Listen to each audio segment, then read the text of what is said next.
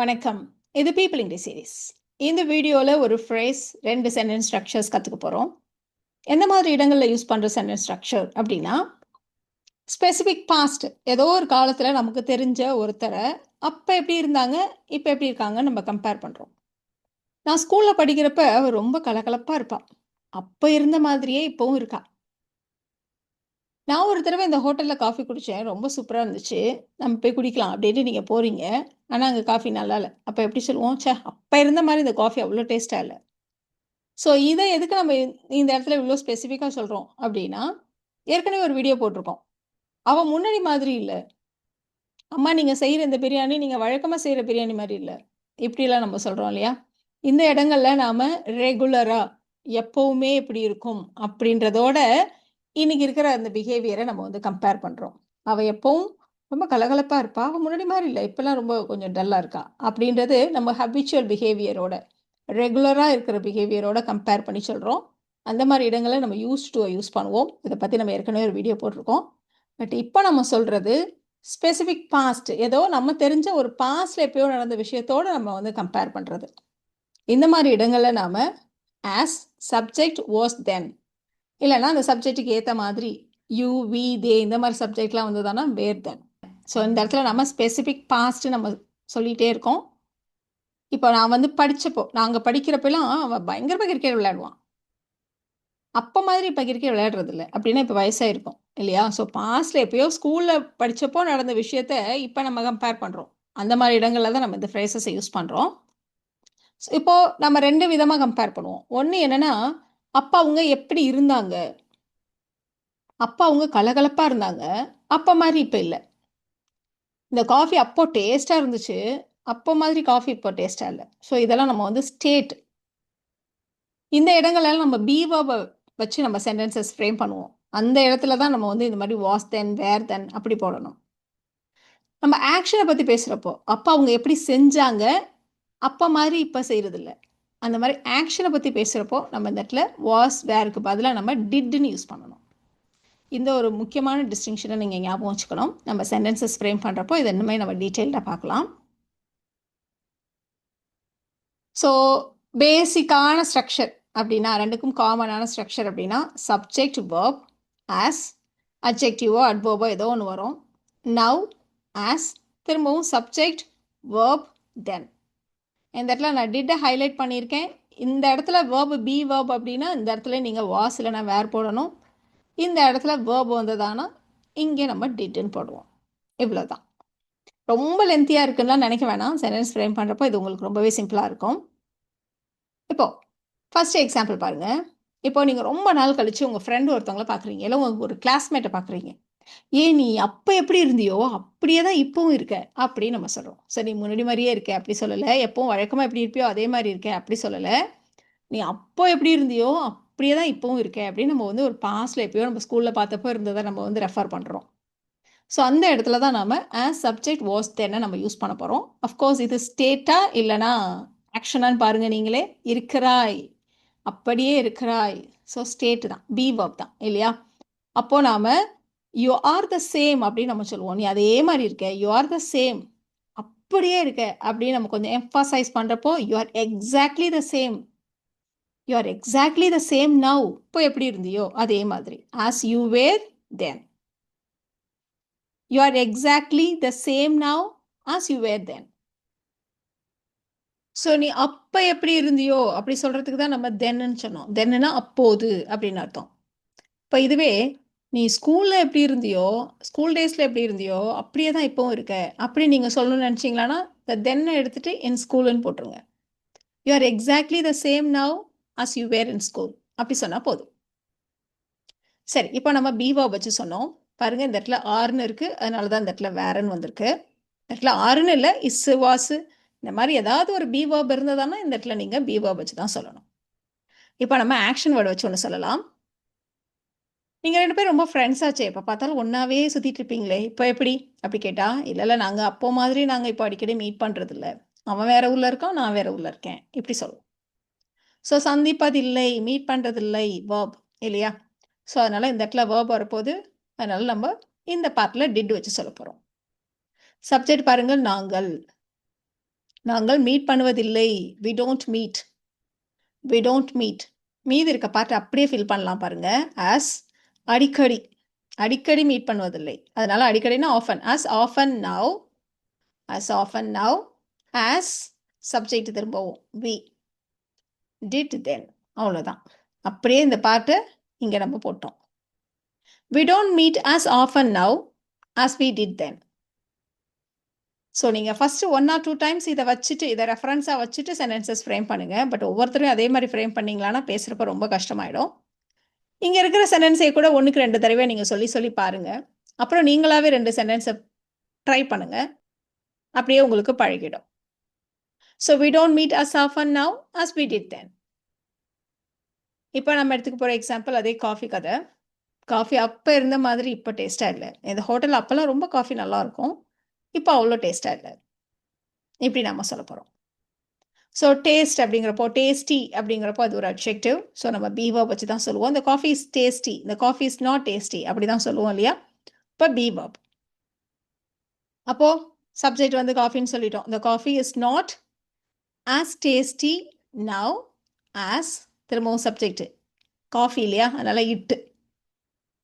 இந்த இடத்துல B verb வந்துருச்சு. அப்போ இந்த இடத்துல டிட் இல்லை, was. The coffee is not as tasty now as it was then. The coffee is not as tasty now as it was then. அவ்வளோதான். என்னுடைய ஐசைட் கண் பார்வை அப்போ இருந்த மாதிரி இப்போ ஷார்ப்பாக இல்லை அப்படின்னு நம்ம சொல்லணும். So my eyesight is not sharp அப்படின்னு நம்ம சொல்ல போகிறோம். அப்போ பி வெர்ப் தான் வருது இல்லையா? அப்போ எப்படி சொல்கிறது? சப்ஜெக்ட் வந்து my eyesight is not as sharp now as it was then. My eyesight is not as sharp now as it was then. சில பேர் சொல்கிறப்போ my eyesight is not sharp now as it was then அப்படின்னு சொல்லுவாங்க ஸ்போக்கனில். என்ன இதுதான் grammatically correct. But உங்களுக்கு சொல்கிறப்போ இந்த ஆஸ் வந்து சொல்கிறதுக்கு கொஞ்சம் கஷ்டமாக இருக்குது அப்படின்னா ஸ்போக்கனில் அது ஓகே தான், யாரும் அந்தளவுக்கு கவனிக்க மாட்டாங்க. பட் கரெக்டான இங்கிலீஷ் அப்படின்னா கண்டிப்பாக இந்த இடத்துல ஆஸ் தான். My eyesight is not as sharp now as it was then. அவ அப்பெல்லாம் ரொம்ப ஹார்ட் ஒர்க் பண்ணுவா. ஆனால் அப்போ மாதிரி இப்போல்லாம் கடினமாக வேலை செய்ய முடியல. இப்போ வீட்டில் பெரியவங்களாக இருந்தாங்கன்னா நம்ம சொல்லுவோம், அப்போல்லாம் அந்த காலத்துலலாம் அவங்க ரொம்ப கஷ்டப்பட்டு வேலை செஞ்சவங்க. அவங்களால அப்போ மாதிரி இப்போ கடினமாக வேலை செய்ய முடியல அப்படி சொல்ல போகிறோம். ஸோ ஷீ வேலை செய்கிறது, ஒர்க் பண்ணுறது அப்படிங்கிறப்போ கண்டிப்பாக வேர்ப் இல்லையா? ஸோ அதனால் இந்த இடத்துல டிட் வரப்போகுது. அப்போ வேலை செய்ய முடியவில்லைன்னு இருக்குது இல்லையா? அப்போ she couldn't work. She couldn't work as hard now. கடினமாக வேலை செய்ய முடியல. அதுதான் இந்த as பக்கத்தில் வருது. She couldn't work as hard now as she did then. She couldn't work as hard now as she did then. அடுத்த எக்ஸாம்பிள் நீங்களே கூட ட்ரை பண்ணுங்க. நான் அப்பா மாதிரியே தான் இப்போவும் படிக்கிறேன். அப்போ எந்த அளவுக்கு படிச்சனோ அதே மாதிரி இப்போவும் படிச்சுட்டு இருக்கேன். நீ நிறைய ரீட் பண்ணுவியே. நம்ம இந்த இடத்துல படிக்கிறதுனா ஸ்டடியிங் அப்படி சொல்லலை, ரீட் பண்ணுறது, ரீடிங் ஹேபிட் பற்றி பேசுகிறோம். அப்போல்லாம் நீ நிறைய புக்ஸ் படிப்பேன். ஆமாம், அப்போ மாதிரியே அதே அளவுக்கு இப்போவும் நான் படிக்கிறேன் அப்படி நம்ம சொல்ல போகிறோம். ஸோ அதே அளவுக்கு அதே மாதிரி அப்படி சொல்ல போகிறோம். ஸோ இந்த இடத்துல வந்து பாசிட்டிவாக தான் இருக்குது சென்டென்ஸ் இல்லையா? ஸோ நான் ரீட் பண்ணுறேன், ஐ ரீட். இந்த இடத்துல ஆஸ் பக்கத்தில் என்ன போடுறது? Adjective, adverb. அதே அளவுக்கு அப்படின்றதுனால மச் யூஸ் பண்ண போகிறோம். அப்போது ஐ read as much now as I did then. I read as much now as I did then. இந்த இடத்துல verb இருக்கிறதுனால இந்த இடத்துல did.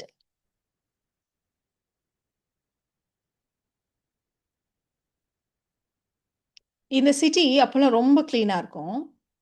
பட் இந்த சிட்டி அப்போ இருந்த மாதிரி இப்போ க்ளீனாக இல்லை. அப்போ இருந்த மாதிரி இப்போ க்ளீனாக இல்லை. Clean. The city is not clean. B verb இல்லையா? அப்போ இதை எப்படி சொல்கிறது? இந்த city is not as clean now as it was then. The city is not as clean now as it was தென். இந்த இடத்துல பி வெர்ப், அதனால இந்த இடத்துல வாஸ். இப்போ இதே சென்டென்ஸை கொஞ்சம் சேஞ்ச் பண்ணுவோம். அப்போ இருந்த அளவுக்கு சுத்தமாக இல்லை. அப்போ இருந்த மாதிரி சுத்தமாக இல்லைன்னா அப்போ சுத்தமாக இருந்துச்சு, இப்போ சுத்தமாகவே இல்லைன்னு அர்த்தம். அப்ப இருந்த அளவுக்கு இப்ப சுத்தமா இல்லைன்னு நீங்க சொல்லணும்னு நினைச்சீங்களானா, சின்ன சேஞ்சஸ் பண்ணா போதும். The city is not as much clean. அந்த அளவுக்கு கிளீனா. அப்ப மச்சுன்னு ஒரு வார்த்தையை சேர்த்துக்கோங்க. The city is not as much clean now as it was then. அவ்வளோதான். ஸோ இதுதான் நீங்க ட்ரை பண்றப்ப பண்ண வேண்டியது. ஒரு சென்டென்ஸ் ஸ்ட்ரக்சர் கத்துக்கிறீங்க, ஒரு சென்டென்ஸை ஃப்ரேம் பண்றீங்க, அதுலயே மாடிஃபிகேஷன்ஸ், சேஞ்சஸ் பண்ணி பண்ணி இம்ப்ரூவ் பண்றது. அவங்க எப்படி இருக்காங்க? அந்த ஃபேமிலி ரொம்ப கஷ்டப்பட்டுட்டு இருந்தாங்க அந்த காலத்துல எல்லாம் அப்படின்னு சொல்றீங்க. யாரோ முன்னாடி பார்த்த ஒரு ஃபேமிலியை பத்தி ஒருத்தவங்க கிட்ட விசாரிக்கிறீங்க. அவர்கள் இப்பவும் அப்போ மாதிரியே தான் கஷ்டப்பட்டுட்டு இருக்காங்க அப்படின்னு சொல்றாங்க. இதுதான் ஃப்ரேம் பண்ண போறோம். எதுக்காக இந்த சென்டென்ஸ் அப்படின்றதையும் நீங்க இப்ப பார்க்கலாம். கஷ்டப்பட்டு கொண்டு இருக்கிறார்கள். ஸ்ட்ரகிள் பண்ணிட்டு தான் இருக்காங்க. ஸ்ட்ரகிள்ன்றது ஒரு வேர்ப். பட் கொண்டு தான் இருக்கிறார்கள்னு இருக்கு. அதாவது பிரசன்ட் கண்டினியூஸ் டென்ஸ்ல நம்ம சொல்ல போறோம். அப்போ they are struggling. They are still struggling. So இது வந்து வேர்ப் இருக்கு, பட் கண்டினியூஸ் ஃபார்ம்ல இருக்கு. இந்த இடத்துல ஒரு பி வேர்ப் வந்திருக்கு. அதனால நம்ம இந்த இடத்துல வேர்ன்னு போட போறோம். They are still struggling as they were then. They are still struggling as they were then. அவ்வளோதான். இந்த இடத்துல அட்வர்பெல்லாம் அட்ஜெக்டிவ்லாம் எதுவும் இல்லாததுனால அதெல்லாம் நம்ம போடல. They are still struggling as they were then. அவ்வளோதான்.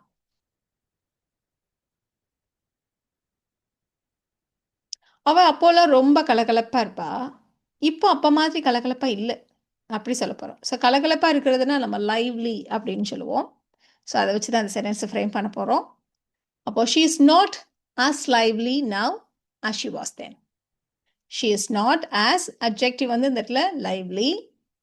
அடுத்தது noun இருக்கு. as subject be verb இருக்கிறதுனால was. She is not as lively now as she was then.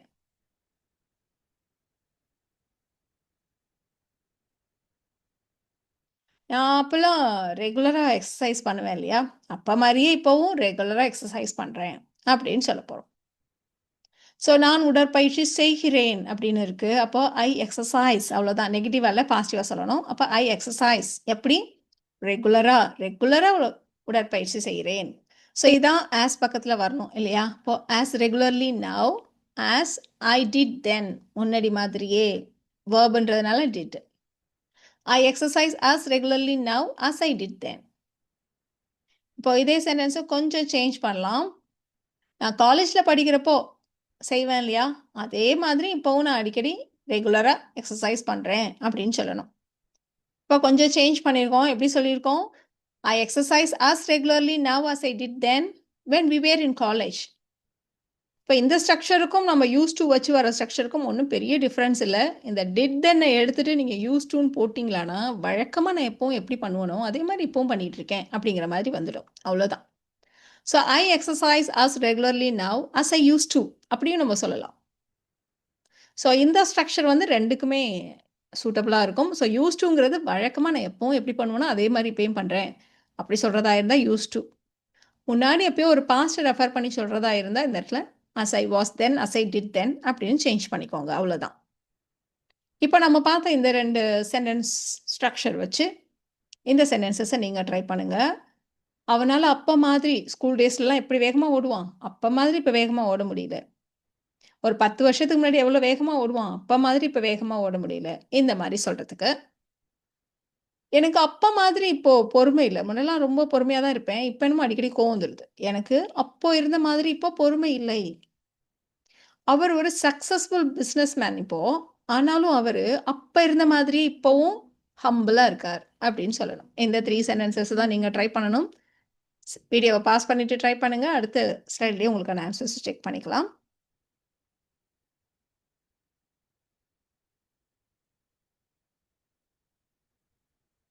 உங்களுக்கான ஆன்சர்ஸ் பார்த்துடலாமா?